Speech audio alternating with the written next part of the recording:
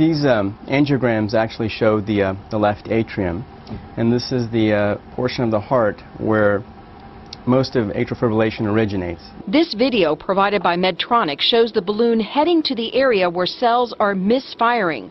Once it's at the right spot, a refrigerant in the balloon is used to create lesions on purpose. These lesions are directed at the little nests of cells which tend to do their own thing, and they fire erratically. And these are the triggers that cause the upper chamber of the heart to go into an irregular rhythm. Cryoablation is quicker than using radio frequency to destroy the cells, with a higher success rate, but there is a learning curve for this new technology. Once the operator gains a certain amount of experience, the success rate, based on a lot of the studies, indicate that it could be upwards of 90%.